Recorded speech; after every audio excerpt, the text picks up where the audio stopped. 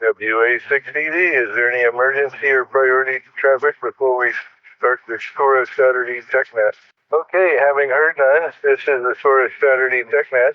We have this net on every Saturday except for when we're at Gilliland Park or the Murray Center, and we do that once a month. So you'll have to look at the calendar that's up on SOARA.org or the SOARA Saturday webpage. We changed next month SOARA Saturday live meeting to Gilliland Park instead of Murray Center because we thought we could do more stuff, be more fun. Okay, if you'd like to join this net, please call now with your call sign and your name, please. Sorry, 6EDT mobile. Kilo 6 November, Oscar Victor. Charlie Alpha Golf. ET and K6NOV Ray, and I think there was a double. So if you were talking this similar time of Ray, you might try again. 56 Charlie Alpha Golf. Okay, I got you, Claude. Anybody else like to join the net? Please call now. Okay, well, maybe we'll pick up more people on the next round. Does anybody have a question for the net? Let's start with that. Okay, Ray, I got you logged in. Are you just checking in, or do you have a question as well?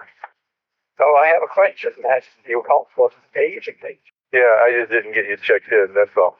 Okay, go ahead and what's your question, Ray? WA6ED. Okay, well, I've purchased my MeshCore radio, built it, and it's the T114 version. And anyway, of course, now it's time to flash it. And one thing it said was be sure you use data cable, which totally makes sense. But my question is, because I have a gazillion USB-A and USB-C cables, which one is the data cable?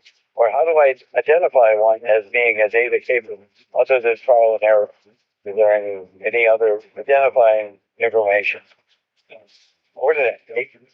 Okay, thank you, Ray, WA6ED. And does anybody have the answer for Ray? Please call now. WA6ED. Go ahead, Dale. Well, because of timeout, you can't completely rely on this, but if it has a USB symbol on it, that I think it looks kind of like a Trident fork, it probably will be a data cable. And if it doesn't have that, then it might not be, probably won't be. Unfortunately, sometimes they put that logo on non-compliant cables. So the good news is if you plug it in and the flasher doesn't work, it's probably the wrong kind of cable. Okay, well, thanks, Dale. The other thing is usually data cables are thinner. Power cables are thinner and shorter, usually, and cheaper, kind of like lower diameters. And then data cables tend to be a little bit bigger around. That's not conclusive, but it is one thing. But yeah, if they have that USB logo on there, they can go after them on that one if they're not really USB compliant. All right, any other comments for Ray? Please call now. Okay, WA6ED for the SOARA Saturday TechNet. The other way to do it is hook it up to a Raspberry Pi or something, and then see if you see a serial port. Greg, I hate that when I have to cough. But anyway, over to Ray. Does that help, Ray? It does. I had forgotten about the USB symbols. The other thicker cable, kind of, thicker, longer cable is kind of logical, and I had assumed that one, so I appreciate the information, certainly. Yeah, and I knew it was kind of somewhat being trial and error, but I was trying to shorten the learning curve, if you will. So that's great. I have some fairly robust A to C cables, and I'll check them thoroughly for the USB symbol. Thanks. Over to this. Okay, I just grabbed the USB A to C cable, and it was thin, and it has the USB symbol on it. So I'm going to check it out. I think it has the symbol on both ends of the cable. So, and I had another one that I just tried flashing, a Heltec V3 with the MeshCore stuff, or firmware, and it just sat there for a long time, didn't do anything. So I think Dale's trick is better. Okay, any other questions for the net? Please call now. Okay, anybody like to join the net before we do a round robin? Please call now. Okay, it's the five of us. Over to Dale, WA6ED. Thank you, Ed. Thanks for running the net. Hopefully I'm coming in okay. I'm coming back from CRW. I decided to take a quick run up there today and just see what was there. Saw Mike AI6WE, he had a bunch of cool stuff. But I'm pretty much full of cool stuff. So did manage to snag about a half a roll, 500 feet or so of RG, I think it's 174, the real thin silver Teflon coax. So that's good stuff for making the interconnects inside devices and making valence and stuff like that are not super high power. For that, I'll pass it back to Net W6EDC. Sorry about that, WA6ED. I should have said Dale handed over to Ray, K6NOV Ray, and then Ray handed to Claude, and then Claude handed over to AE6H Ray. So go ahead and take it, Ray, K6NOV, WA6ED. All right, thanks, Ed, and thanks for running the net. And it's just one comment for Ray. That flasher is really robust. I'm kind of surprised it's all a web-based flasher. So I almost say just plug it in and see if it works. If it doesn't, you know it's the wrong cable. And that's actually what I did. I didn't know about the USB symbol. I just tried one of my cables and it worked, so I lucked out. Yeah, so we're going to be doing a build day tomorrow. My wife's going to be building a Lego, and I'm going to finish all the toroids for my QFX. So hoping to maybe get it finished before the next SOARA Saturday. So that's what's up for me for this weekend. And I'll hand it on over to Claude, K6NOV. Okay, Ray, good evening. Good morning. Happy Saturday, everybody.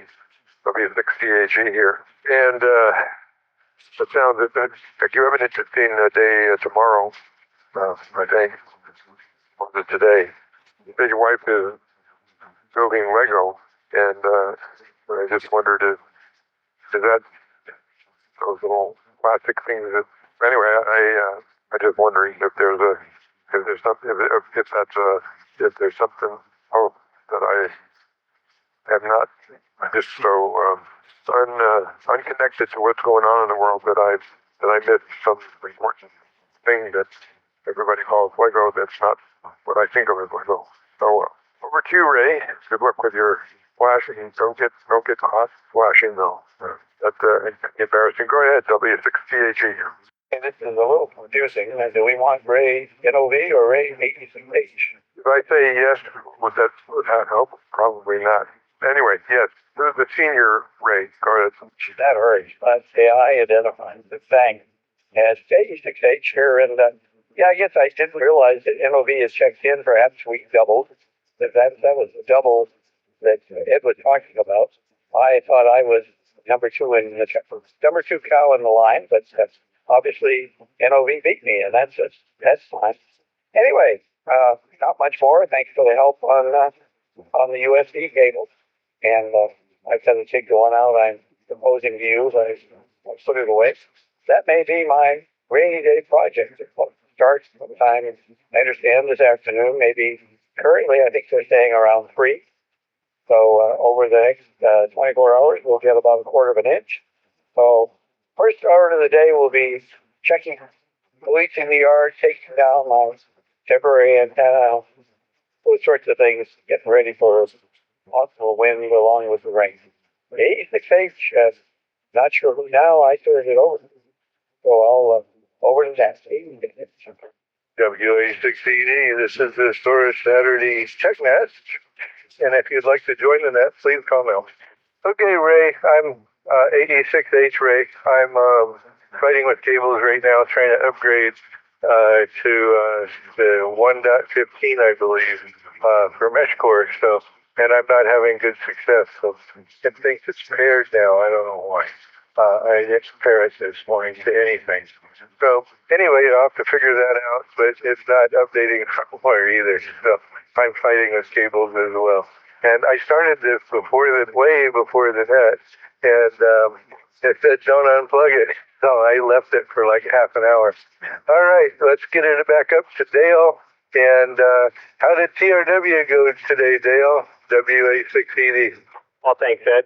Yeah, TRW was good. There was a little bit fewer vendors than usual in April. I think several of the vendors that have kind of really large layouts of relatively low value stuff. There's a tool guy there that has a zillion Chinese made things.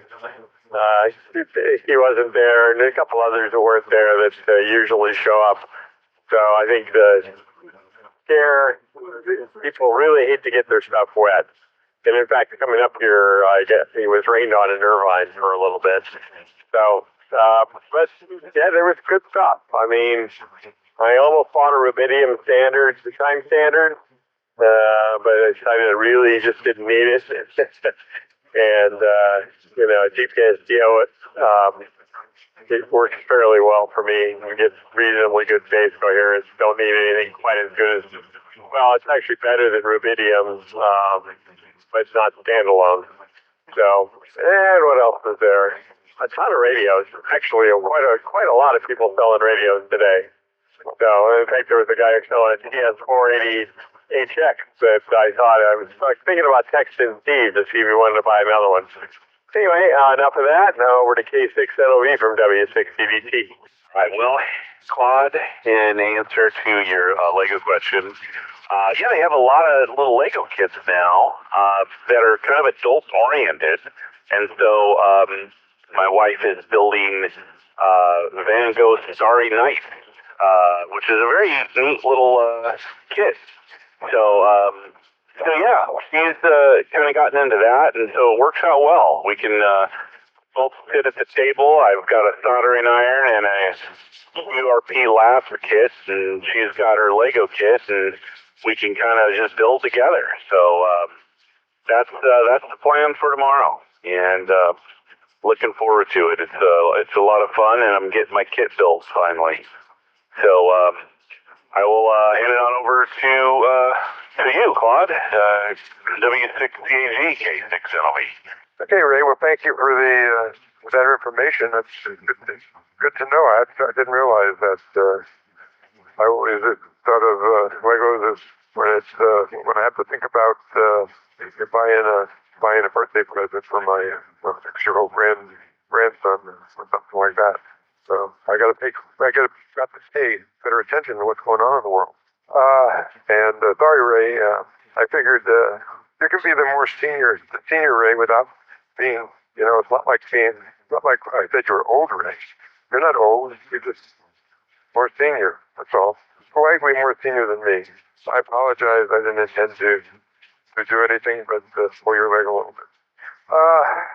I had another question. Oh yeah, for Ray, Dale, when it comes back around to you, I've got a few things that I'm wondering if it'd be worth hauling up to TRW sometime. The two major things on my workbench here, underneath it actually, are two vintage signal generators, Measurement Corporation, Model 60 and Model 80, I think it was Model 80 or 85.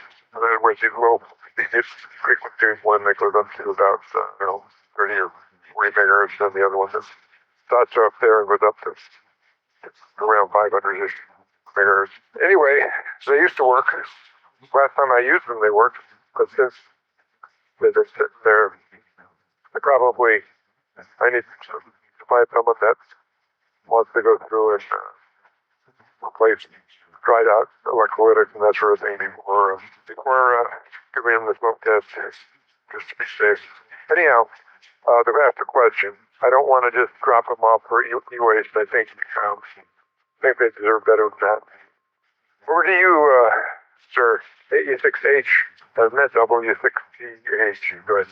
Well, thanks, Claude. This is Ray 86H. No, I was returning the leg pulls when I made my comments too. I was not truly offended. There are advantages to being the senior. So there's discounts, there's all kinds of things. So, and I used to be too proud to take care of those, take advantage of those refreshments, but no longer. I'll gladly take their 10 or 15% off my units. Anyway, so not a problem, but not a problem. Anyway, and I don't have much more this morning. I just connected my USB cable, and on the CN, there's what really supposed to be a smiley face with the more like a pumpkin almost, with jack-o'-lantern. But probably that's that smiley face with a broad grin. And the two eyes are there's two very tiny symbols which I can't, but different symbols which I can't see. And I'm hoping one is data and the other one is charge symbol.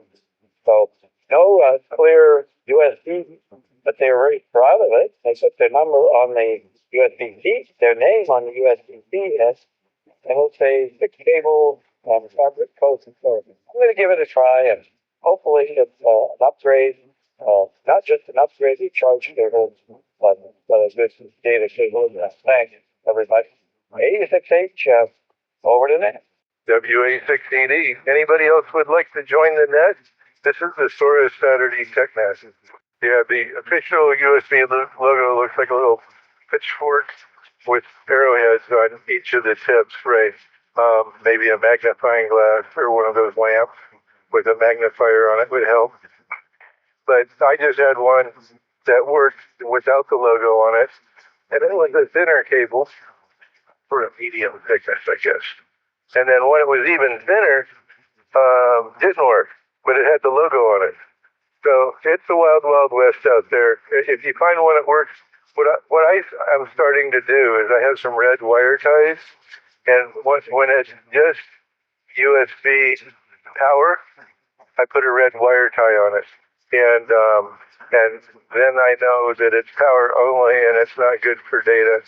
Or you can pick another color, zip tie or whatever. But for me, I've had this problem for quite a while, trying to figure out which ones I can use for just charging and which ones I can use for real data. And the good news is the data cables actually are good charging cables too. That's the good news. The bad news is you get these real cheap cables. It's almost like you should just throw them away when they're just charge only and just use data cables. But that's a personal choice. All right, let's go up to the top of the list over to Dale, W6EDT, WA6ED. Well, thank you, Ed. And yeah, I agree with you.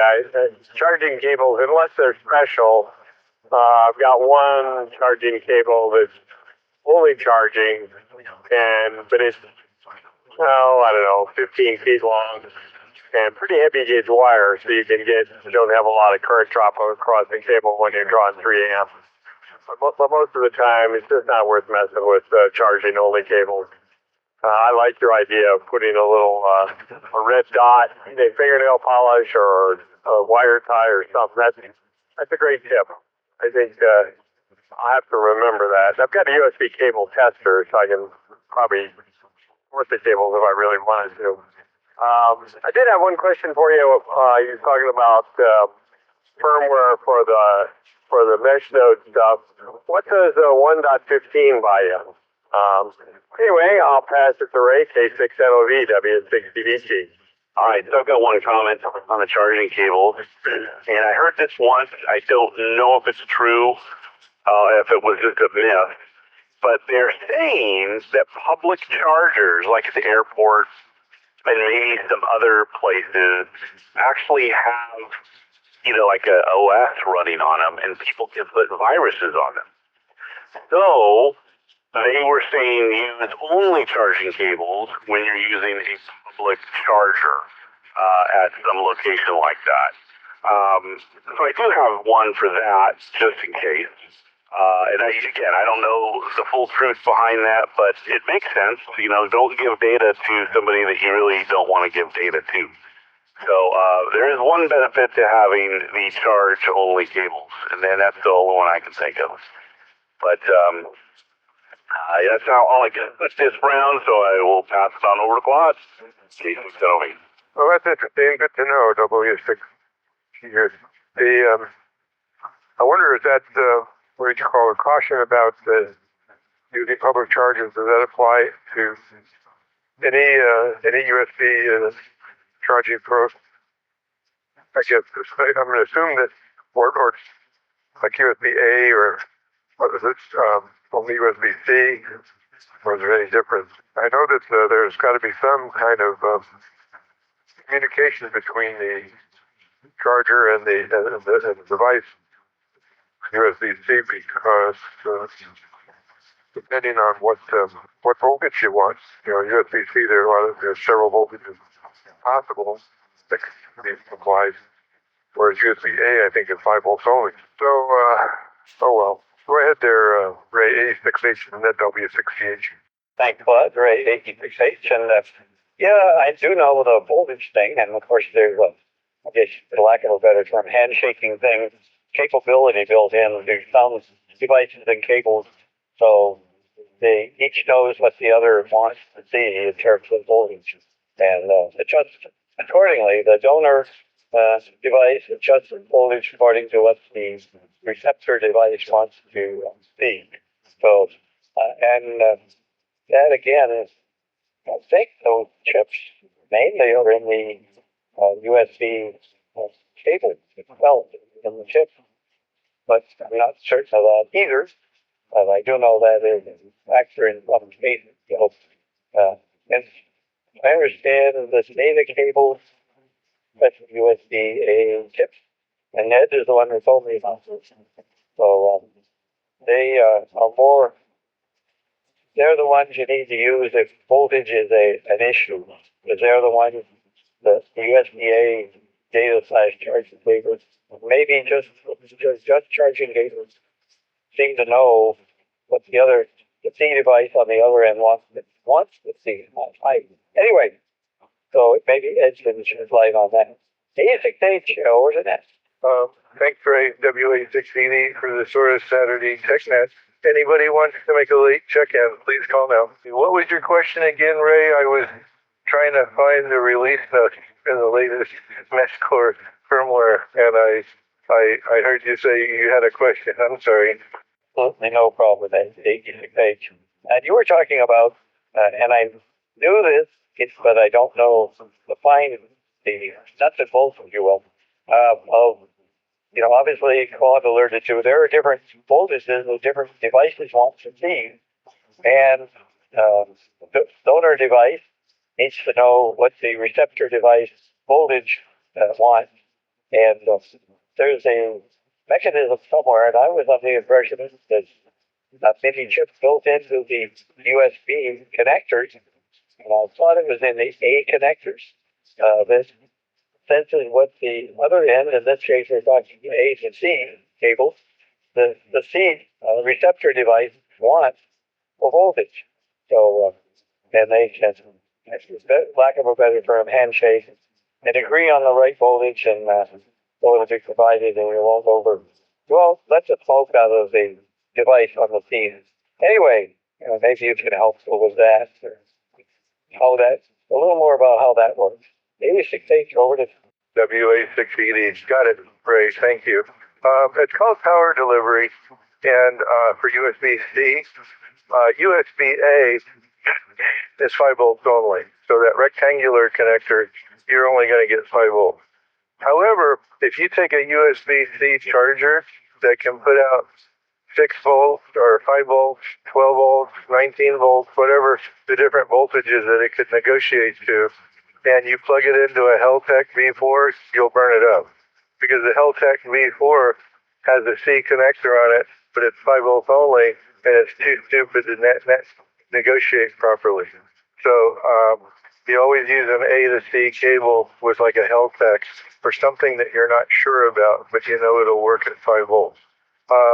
If you plug in a power charger to it and it doesn't negotiate right, it's going to put like 19 volts or 12 volts right into your charger port when it doesn't, not supposed to.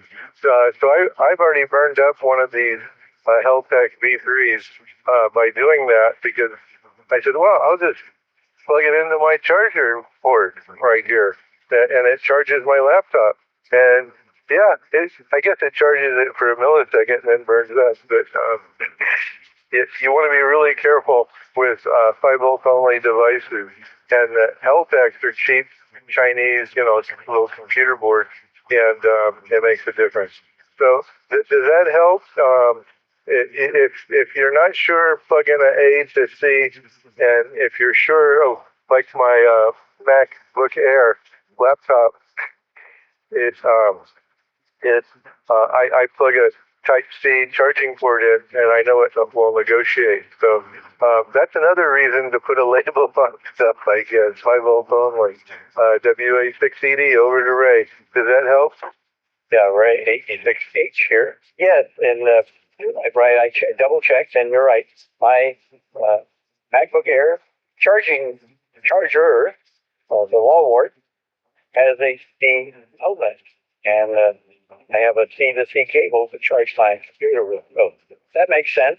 Of course, the cable I'm talking about earlier that's trying to decide, the one with the smiley face, that is a to C. So that's safe. I'm understanding that's safe, and that will only deliver 5 volts because it has the C connection on it, which is good information. Correction, it has an A connector on the one end. So that's good information. I have another application that I'm trying to either find or build a cable for. It's a weather station, and it's small and compact, but the receiving end, it says Wi-Fi. The receiving end uses not a proprietary, but a very the smallest I've ever seen diameter barrel connector on one end of the charging cables coming out of the wall wart. The cable was fixed. I want to be able, that's for the display, receiver and display. I want to be able to use that mobile, so I'm hoping that it says it needs 5.5 volts. I'm hoping that it will be happy with 5, and the USB A to whatever this barrel, if I can find one connector, is, then I'll be able to use my weather station mobile. Anyway, that's my goal on that little project. 86H, over to that. Thanks, guys. WA6ED. Well, you can thank Western Digital. I had to take a class on USB-C when it first came out, and everybody was working on chips and stuff and talking about the mux. The nice thing I like about USB-C is you can plug it in either way, and it figures out the wiring for you. There's a mux in there. So I like that a lot. There's also the potential to have integrated circuits in your cable as well that has a little microprocessor that does things. And that can be a vector for viruses and stuff as well. And that was a big concern when people were talking about it. But I don't know of anybody actually putting chips in their connectors themselves. It would be neat to have access to an X-ray machine and X-ray a bunch of Type-C cables.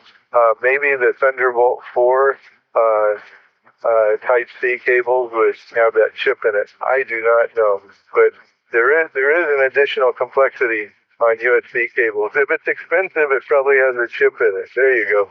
All right, let's go ahead and do a 73 round. Let's go up to the top to Dale. W6EDT, take it away. WA6ED. Well, thanks, Ed, and thanks for running the net. It's been me company on my drive home.